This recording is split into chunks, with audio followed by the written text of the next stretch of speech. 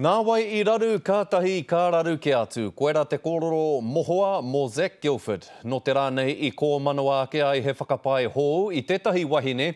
E pānakia Guilford me ana kupu mōrikarika I te wahine kaipara nei e omo māna I ngā huarahi oroto o Rarotonga.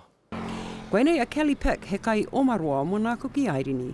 I inonotia I te wā iaia e omo māna. And it was Zac Guilford and he stopped and he made some comments to me about they were quite derogatory and sexually orientated, and then he drove off again and then kept coming back and forth shouting profanities. He tamaiti romiromi hia I te marae o Papawai ki te Wairarapa. I nā te kōrero mai te whānau, ahakoa te aha me tūkaha te whānau ki muri I tā rātou tamaiti. Ko nā whakapae I tīmata te ngahoro o te ao mō Guilford, I te tautohe me tana hoa mo te ngaro o nā ki o tō rāua mo Tupaika. Ka tīmata te hikwe I te huarahi kirikau.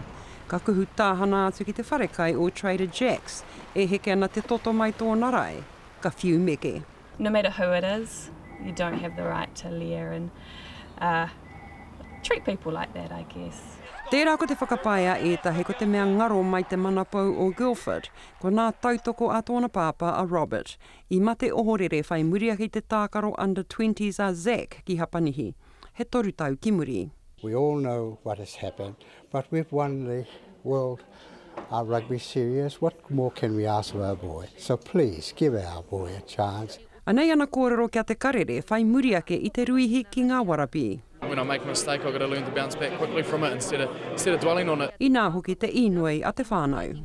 He needs to help everybody. Pull your weight. Help this young man. He's got a beautiful future ahead, beautiful family.